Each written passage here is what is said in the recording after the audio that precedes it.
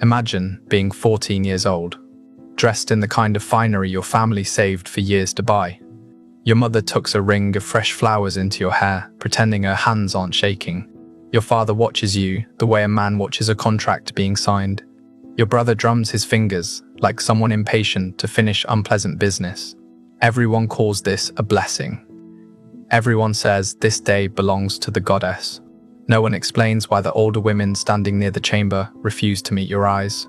Before the sun sets, a stranger will decide what your body is worth. And this is still the merciful part. The temple gates gleam like gold in the afternoon light. The ziggurat rises above you like a ladder carved into the sky. Up close it smells of incense, boiled barley, and smoke. Priests move like shadows. Slaves lug baskets heavy with offerings. And somewhere inside, behind low perfume-soaked curtains, a ritual waits for you. A priest places a rope crown into your hands. Another writes your name on a clay tablet. And on the altar, you notice a single silver coin resting as if waiting for someone. In a few minutes, you'll understand why your parents brought you here. In a few minutes, you'll understand why the temple doors lock from the inside. In a few minutes, you'll learn this ritual has nothing to do with devotion, and everything to do with ownership. This isn't myth. This was Babylon, a system so normalized that ancient writers described it without flinching, and so disturbing that modern historians still argue over whether the truth is too dark to accept. And by the time the first stranger approaches the girl beneath the ziggurat shadow, you will understand the real purpose of Babylon's most sacred ritual, and why the world tried to forget it. If hidden horrors of the past fascinate you, subscribe to Grim History, hit the like button, and once you reach the moment that unsettles you most, tell me where you're watching from. Let's begin.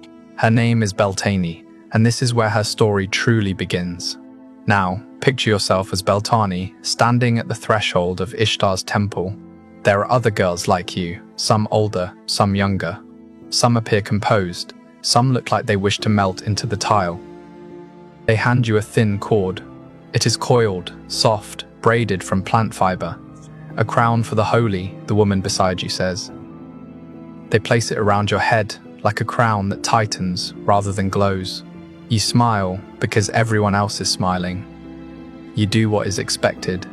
You are offered barley cakes and a cup of sweet beer. You bow.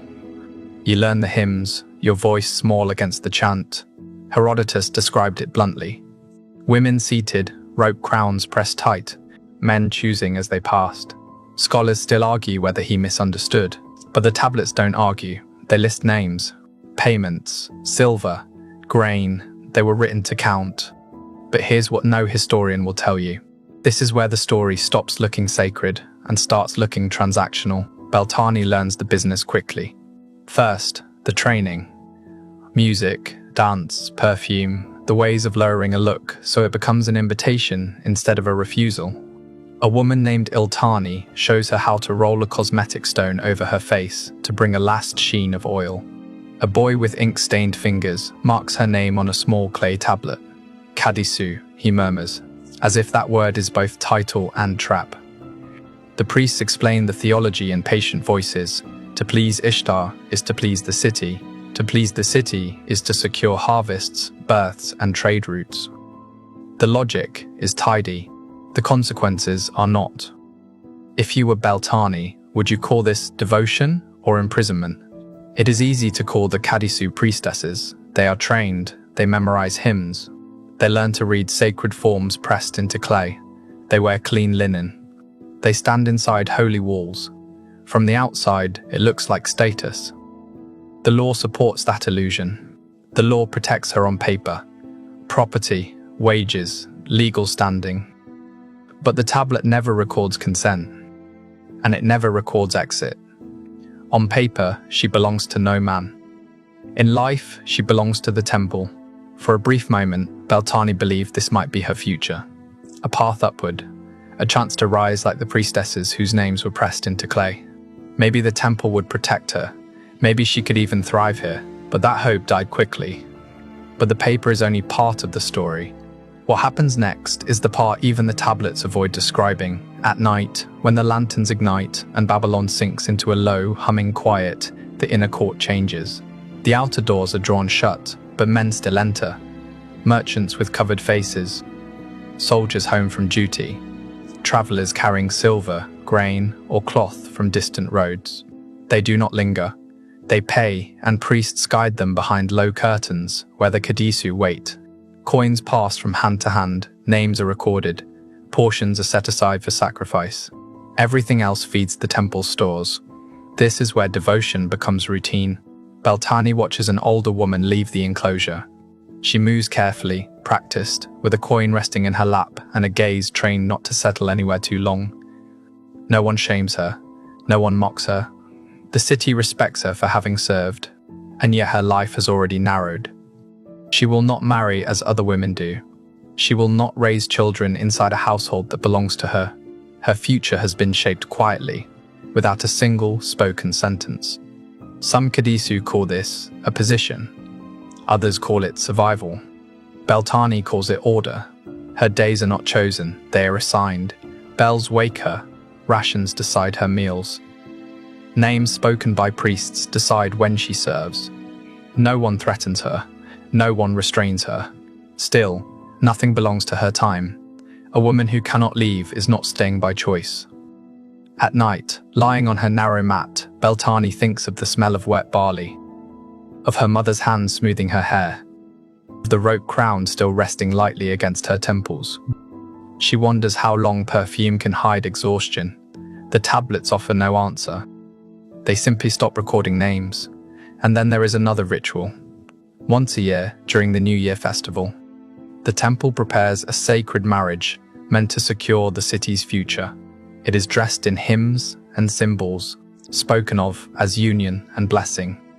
Inside the walls, it feels less like celebration and more like proof that the goddess's favor has been purchased again. The temple does not accept refusal. Beltane is still new enough to believe the goddess might be gentle. The hymns speak of gardens and rain, of love that nourishes the land. But the priests speak of service, and the men speak of payment. The purpose is never hidden. The city must be fed. The city must endure. As dusk settles, Beltane lifts the rope crown once more. The inner court doors close. Rugs are laid out. Records are straightened. Girls adjust their hair while chants rise, old and insistent. Something shifts behind a curtain. The air tightens. One more name will be taken. One more entry added. One more night absorbed into memory. A priest murmurs words she barely hears. Incense fills her lungs. A coin waits somewhere beyond her sight. A narrow rope path marks the ground, guiding where she must sit. A man will choose. When the curtain trembles, Beltane understands that the choice was decided long before she arrived here. The fabric parts. It falls shut behind the stranger. The rope crown digs into her palms as she grips it, suddenly aware of its meaning. The priests call it sacred. The older Kadisu know better. Once it touches your hair, the temple claims more of you than your family ever could. Footsteps cross the tiled floor. Sandals scrape clay. The man is not cruel. He is ordinary, following a custom older than either of them. He hesitates. Then the silver falls. It lands in Beltane's lap with a sound too small for what it seals. The priest exhales. The scribe presses a mark into clay. The coin does not need to be large, it only needs to be given. And because it was given, it cannot be refused. Tradition says she must rise. And here, tradition is law. This moment is not the end, it is the entry point. Once the coin has fallen, nothing needs to be explained. The priest gestures forward. The stranger walks ahead. Beltane's knees shake, but her feet obey. The path has already been decided for her. The ritual chamber is narrow, its painted walls glowing softly under lamplight. Incense hangs thick in the air, sweet and suffocating. Small bells fixed to the doorway chime as she crosses the threshold, meant to summon the goddess, but sounding instead like a signal that another obligation has begun. No one speaks to her. No one explains what comes next. The silence is deliberate. This system does not rely on cruelty. It relies on age, repetition, and the confidence that no one will interrupt what has always been done. The ritual is older than the city's walls. It does not pause for doubt. It does not adjust for fear. Beltane steps inside, the curtain falls, and Babylon continues without her. In the months that follow, temple life settles into a rhythm that leaves no room for questions. Morning hymns, oil baths, lessons in music, scent, and composure. Inside the walls, the Kadisu are praised as sacred. Outside, they are spoken of in lower voices. They move between reverence and use without ever fully belonging to either world. Some of the older women whisper when the priests are gone. Ishtar owns us, one mutters. Another shakes her head. The temple does. Ishtar only signs off. Beltane does not laugh. The temple is a city within a city. Storerooms stacked high with grain, jars sealed with silver, names pressed into clay and filed away. And the Kadisu move through it all, as essential and unnoticed as the machinery itself. The law recognizes them. It grants privileges. It lists protections. It does not grant departure. One night, Iltani, the woman who trained her, sits beside Beltane on the terrace, moonlight flattening the world into pale shapes. "You understand it now," Iltani says quietly, "how this place works." Beltane nods. "Do you still think we are priestesses?" Beltane hesitates. "What else would we be?" Iltani smiles, but it is a tired expression, worn smooth by years of answers that lead nowhere. "Necessary," she says. "Necessary to the temple. Necessary to men who come here and leave lighter. Necessary enough to keep. Never enough to release." A voice calls from below. Another offering has arrived. The robe crown waits on its hook. Duty resumes. As seasons turn, the temple becomes familiar in ways Beltane never wanted. She recognizes footsteps by sound alone. She knows which merchants bring wine, which soldiers bring impatience, which offerings carry the sharp smell of foreign roads. She knows the sound of coins striking clay bowls, and how quickly each one is counted, sealed, and stored. An accountant once tells her she brings good fortune. She looks past him, at the overflowing storerooms, and understands what that praise truly means. What weighs on her most is not the ritual itself, which becomes numbing in its repetition, but the hours afterward. When the incense thins, the chants fade, and the city's noise returns beyond the walls. That is when the temple feels smallest. That is when the future disappears. No one here speaks of later years. Names are recorded. Then one day they are not. Older women vanish quietly. Their mats are folded. Their space is filled. When Beltane asks where they go, Iltani touches her hair gently and says, "To the goddess." Her eyes do not agree. It is near harvest season when a new marking appears on the temple calendar. The sacred marriage approaches, a ritual meant to bind the land's prosperity to divine favor. The public will see hymns, flowers, processions. Inside the temple, preparations are made with careful precision. The Kadisu do not perform the rite. They prepare it. And for the first time, Beltane's name is called. A bowl of scented oil is placed in her hands. Her hair is arranged. The robe crown is adjusted. The air in the room feels heavier, as if the walls are listening. Even Iltani watches without speaking. "What must I do?" Beltane asks. The priest answers calmly, without urgency or threat. What the goddess requires. The inner chamber is dim, lit by only a few lamps. Stone lions stare from the walls. A platform stands at the center, draped in cloth reserved for the highest rites of state and faith. Beltane's breath tightens. She has learned enough to recognize danger, even when it wears sacred language. Footsteps echo beyond the doorway. Someone important is approaching.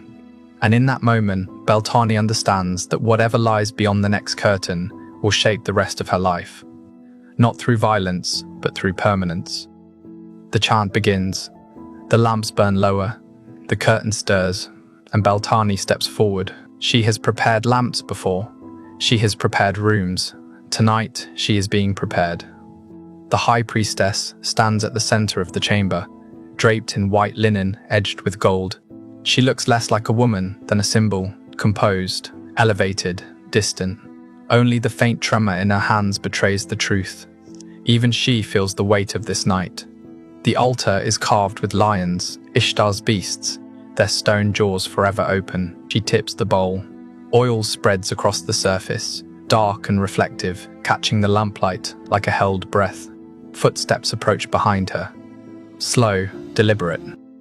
The man chosen to stand in for the divine enters the chamber. King or noble, it no longer matters. His presence shifts the room.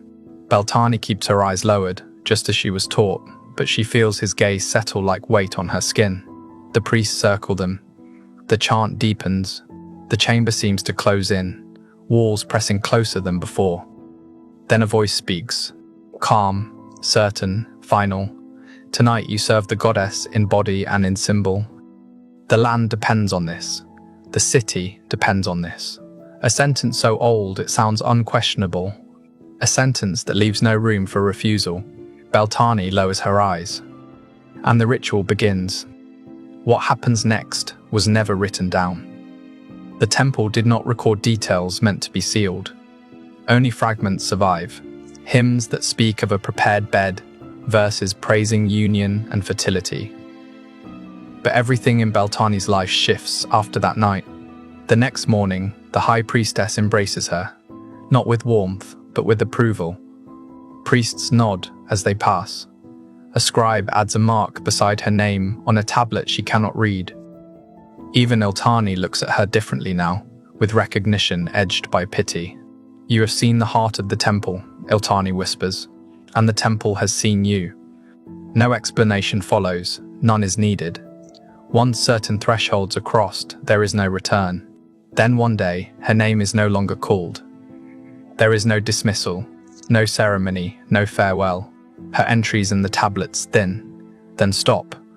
This is how Kadisu disappear. Not through violence, not through scandal, but through quiet erasure. The records show small notations, duties fulfilled, offerings prepared, festivals served. Then nothing. The temple has taken what it required, and it moves on. This is how countless lives ended inside Ishtar's walls, not with drama, but with absence. Scholars argue because argument is safer than conclusion. The tablets do not argue. They show a system that functioned smoothly, efficiently, by consuming women without noise, payments recorded, roles assigned, rituals regulated, bodies folded into law and ledger. Some women entered willingly. Others were given by families with no other options. A few gained status. Most faded without trace. Beltane lived in the middle, shaped by a system that elevated her just enough to make her useful, then swallowed her whole. History does not preserve voices like hers. The temple recorded grain and silver, not fear, not hope, not regret. And yet the silence around her name speaks clearly. It tells us she was never meant to be remembered, only counted. It tells us why later generations tried to bury these rituals beneath metaphor and denial, not because they were small, but because they revealed too much.